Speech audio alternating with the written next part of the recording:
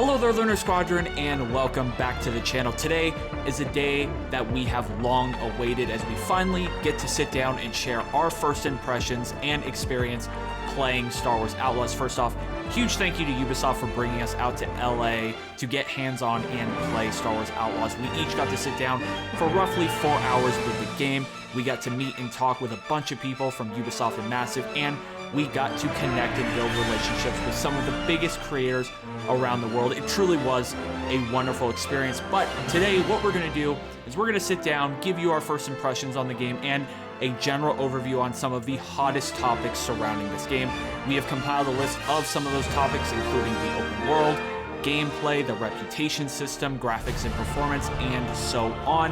However, guys, just keep in mind this is a general overview, so if we do not answer every single question you have about a particular topic, we are planning on having a series of dedicated videos to each of these topics where we will go much more in-depth and detailed about that particular topic. So if you guys want to stay in the loop for all of that information, what you're going to want to do is go down below this video, hit that little subscribe button, the bell notification right on next to it. It'll notify you every single time that Andreas and I upload. And if you'd like to take this conversation beyond the comment section on YouTube, make sure to head over to Twitter and follow us at Learner Squadron. Now, with all that out of the way, Andreas, we got a lot to talk about. Yeah, we do.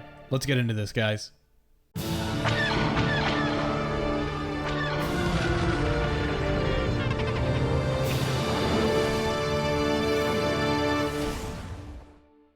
The first topic that we want to talk about with today's discussion is the open world for this game. Nick, we got to spend time on 2 such open worlds because, of course, there are multiple planets for this game. We spent some time on Tashara, and then we got to spend some time on Kijimi. Why don't we just talk about the general scale of things? How open was this world, and how does it maybe compare to some prior Star Wars titles that we're used to, say Jedi Survivor? I think the best way I can put this is, this game is comparable to pretty much every other Ubisoft open world experience. Like, this truly is an open world game, and it did feel significantly different than a Metroidvania style game like Jedi Survivor. I mean, you can jump on your speeder or go by foot wherever you want to go on the map seamlessly, as far as you're not going out of bounds, of course. Like, you can go wherever you want.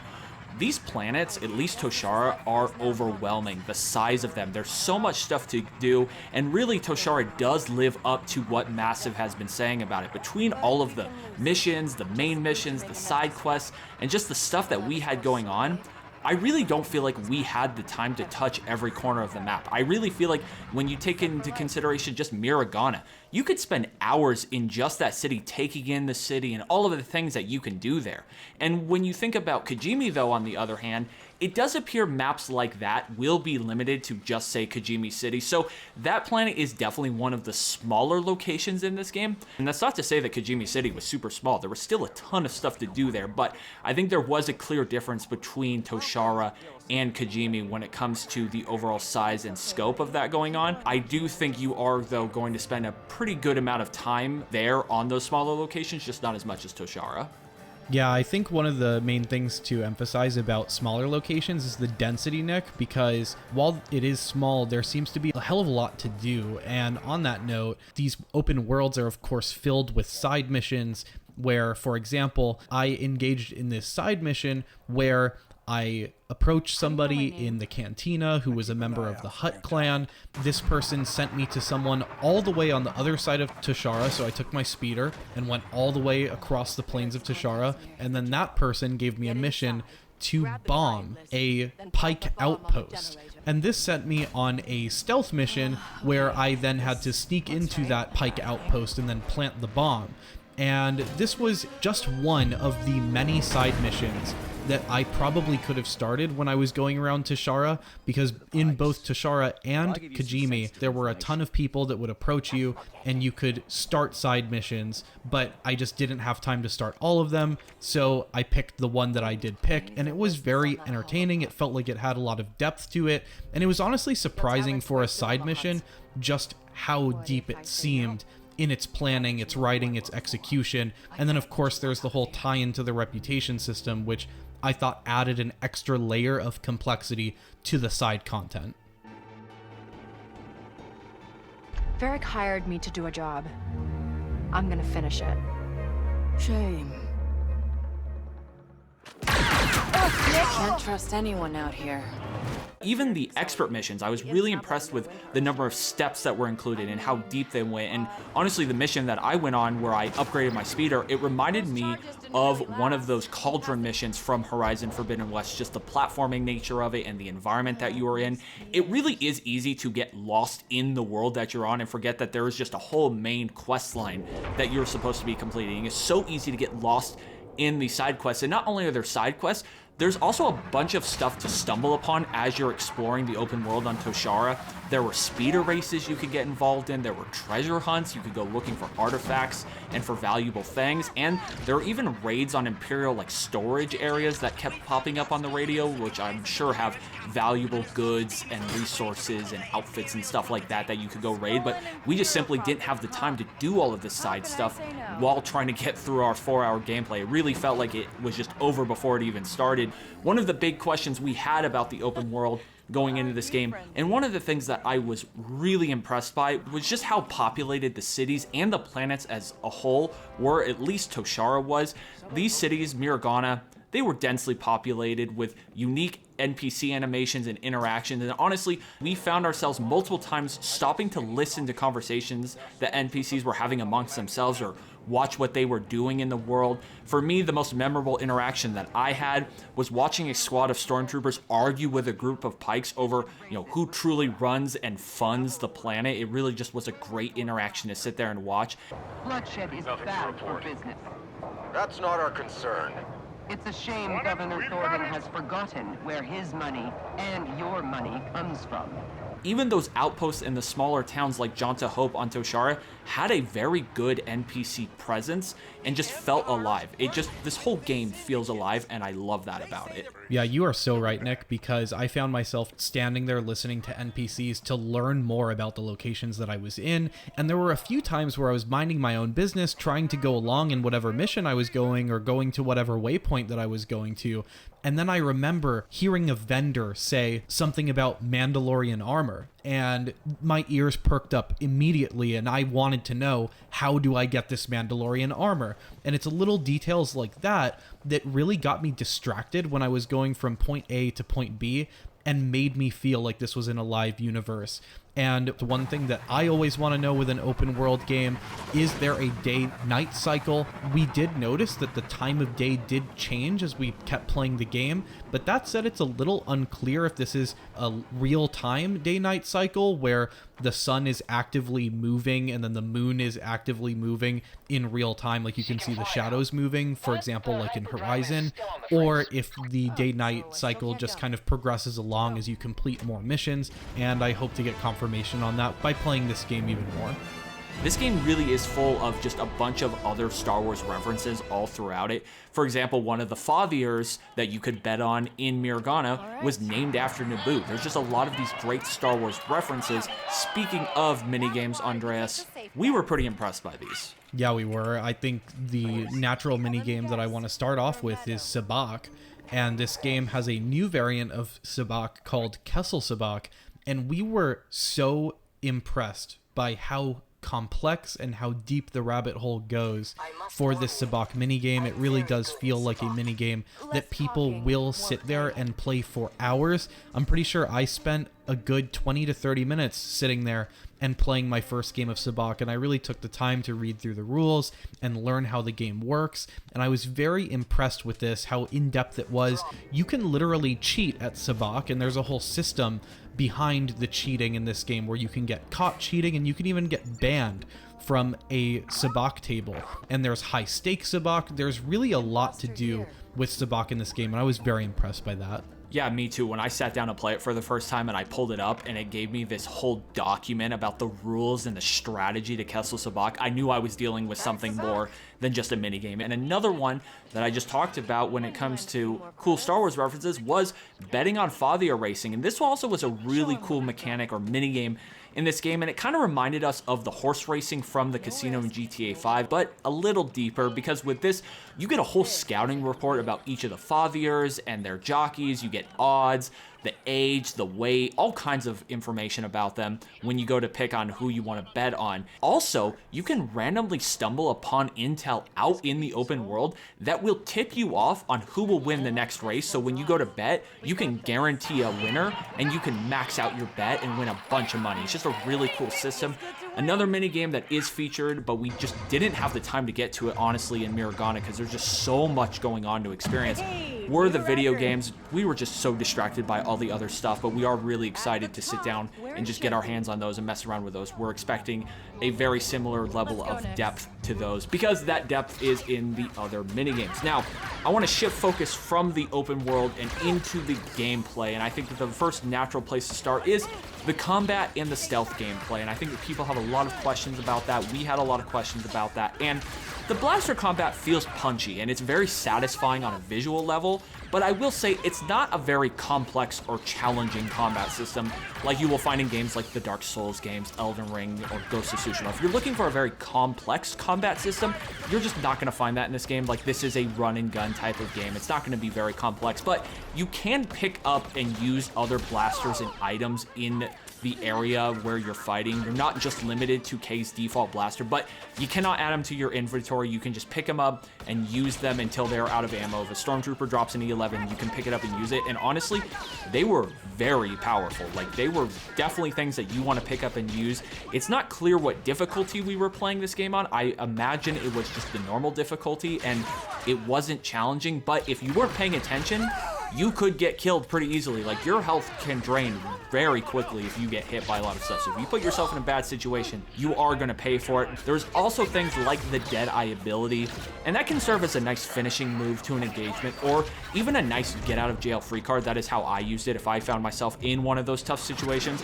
I really liked using that Deadeye ability. Yeah, the Deadeye ability was great when you were in a bind, and you will be in a bind at certain points, particularly if you are caught while you were in a stealth encounter. And Nick, I think that's where this game makes itself a little bit difficult and may give you a bit of trouble, is with the stealth segments. If you are trying to not alert different factions in this game that you are present, there are also certain areas like the Imperial base segment that we played through where you have to maintain your stealth. And if you get caught, then you have to start from the very beginning.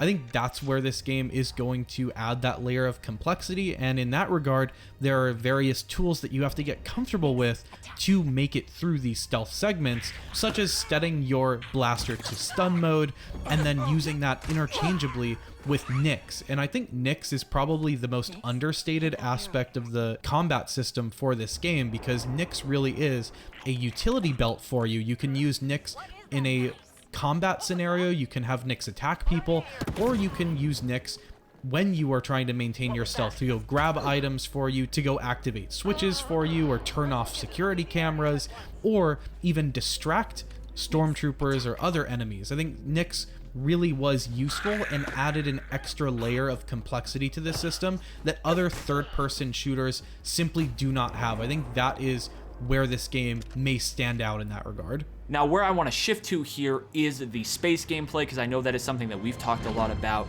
And honestly, the best way that I can describe the space and Trailblazer gameplay is that it's kind of a hybrid mashup between LEGO Star Wars The Skywalker Saga in terms of having that local space around a planet that has those activities to engage in, and Starfield in terms of ship controls and movement. Honestly, the way the Trailblazer controls and is in combat, it really did remind me of your ship in Starfield. There is a lot of freedom of movement when it comes to being in space with that ship. And the last gameplay mechanic that I do want to touch on that kind of surprised us the way it worked was the lockpicking and the splicing mechanics. The lockpicking is actually a rhythm-based game, and splicing is basically a Wordle guessing game. Yeah, and you've never lived dangerously until you've had stormtroopers shooting at your back while you're slowly trying to pick up on what rhythm it is, and you just feel those bullets whizzing by. It really does get the blood flowing. But to move on to our next topic here, the reputation system. Nick, for me, the reputation system is the most exciting part of Star Wars Outlaws. I say that as a person who loves open world video games, and I thought just the open world would be my favorite aspect. But I think where Star Wars Outlaws sets itself apart from any other game that I've played before is this reputation system, because it felt very smart. It felt like I was constantly playing political battles in my head between different syndicates, I would always be thinking what my current actions are going to impact with my relationships with the different syndicates, and then I would use my relationships to leverage my subsequent actions in this game. For example, I would build up my reputation with the Pikes, and then the Pikes would let me walk on into their base, and then I would walk in, steal some shit, and then go and sell that shit to the Hutts, for example. And I thought that was a really interesting ebb and flow that made me feel like I was almost improvising. I felt like Han Solo playing this game, and I think that's one of the greatest compliments that I can give the system that they've created with the reputation system. One thing that I loved about this, where I had a lot of fun with it, is that the fact that you can game the reputation system. For example, I was taking contract work for Crimson Dawn on Kijimi to spy on the Ashiga clan, but because my reputation with the Ashiga clan was so good, they just let me waltz right into their territory, and I never got caught. So my reputation with the Ashiga clan was not hurt at all, but my reputation with Crimson Dawn increased significantly because I was helping them. So they didn't even know I was screwing them over. I was talking to them as I was spying on them. I loved it. You were just gaming the system, really being a scoundrel. Now, the incentives for doing this, like why should you work for or against particular syndicate, there are exclusive rewards. There's really incredible exclusive gear and outfits for getting to the highest level with a particular syndicate. I don't want to spoil it, but there's a lot of great Star Wars references. I love what they're doing with that, the rewards for those. You're definitely going to want to hit some of the highest levels with these syndicates. And there's also exclusive vendors, favorable prices, and even exclusive syndicate missions. So there are a ton of incentives to build or ruin your reputation with particular syndicates. We will touch on customization more in depth later, but for now, just know that there seems to be a very in-depth customization system when it comes to the outfits. You can even customize Nicks, and there is a pretty in-depth blaster and ship customization system.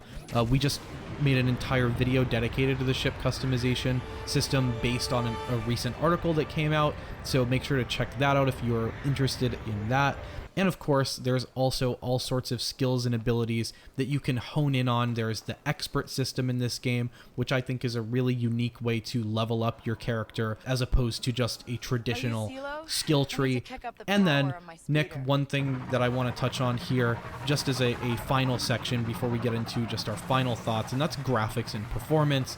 And my overall takeaway here, of course, we played this game on a PC build using an Xbox controller, so keep that in mind. But in our playthroughs, there were occasional minor visual and audio bugs, but again, nothing game-breaking. Throughout my 4 hours of playing the game, I did admittedly have one crash, but the game did load up back at the point that I crashed, so it was really not a big issue.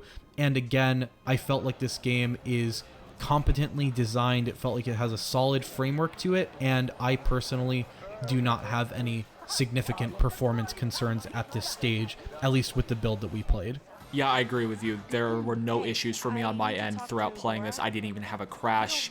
I had no major resolution or frame rate issues at any point. At least the build we were playing on, of course, we are playing on a PC. I want to be incredibly transparent about that. We were playing on a souped up PC. We were not playing on a PS5 or an Xbox, so we have no clue what the performance on those systems will be. But what we were playing on, the build of the game we were playing on, it was very solid. It was just minor glitches. For example, I had one cutscene where a cup was floating in midair when it should have been in the hands of a character. It was stuff like that, stuff that was funny, you could laugh off and know that they're going to fix stuff like that before this game comes out, but we weren't falling through the floor or things were stuttering at 10 frames. Honestly, nothing looked like that IGN video that just came out recently, so that's what we were so surprised about with that IGN video. Again, we are confident in at least this build of the game when it comes to graphics and performance. Now that said, Andreas, I want to get to our just general impressions, conclusions, and get out of here. I will say, walking away from this preview event and playing the game, I want to get my hands on this game again. I really want to sit down and throw dozens of hours into this game. I want to experience Kay's journey. I want to experience the world that Massive have built. I really am impressed by the scope of these planets. I felt like I was in Star Wars. There were so many different species walking around these cities. There were speeders out in the world. I actually got ran over by multiple speeders at one point, but that's beside the point. Characters were speaking basic and Huttese. It felt like I was in Star Wars for the first time in a video game in a really long time. It didn't feel like a small contained story. It really felt like the galaxy was at your fingertips and you could just go out and create your own scoundrel journey. And the last thing I want to say is I love this whole like Kay's being thrown into this world for the first time and learning it, and she's really overwhelmed, because I also felt the same way on Toshara. I felt overwhelmed by all of the stuff to do, all of the stuff to learn about the planet. I just really did have a great time with this game, and I just cannot wait for August 30th. The way I think about Star Wars Outlaws is the way that I think about maybe visiting a large and exciting city for just a few hours, where let's say you go to a cool city and you've seen a few things and then you leave and you have that feeling of, wow, I'd really like to go back and look through all of the different restaurants and all the different things to do in that city. That's how I feel about Star Wars Outlaws. I want to go back to the cities that we explored very briefly, and I want to thoroughly explore them and get to know them inside and out, because I really dig the world that they've created. I really, really cannot underscore how cool this reputation system is. I think it's a real treat, and I think all of you are going to have such a great time with it. It feels smart, it feels well thought out, it feels in depth, it doesn't feel cheap, it doesn't feel shallow, and that's the best thing that I can say about my time with Star Wars Outlaws thus far, and I just can't wait to get my hands on it very soon. We will have to wait and see how this game performs on the consoles and what the final release build will look like and what the story will end up being, but from what we experienced so far, very good. Cannot wait for it. Guys, definitely let us know your thoughts down below on any of the topics that we addressed, and if there's particular questions that we did not answer, please let us know down below, because like I said, we're going to have a series of dedicated videos to each of these major topics where we will get much more in depth, and we want to answer as many of your questions and get as much information out there as we possibly can. Anyway, guys, that is going to do it for us for this one. Thank you all so much for watching, and as always, we will see you all next time.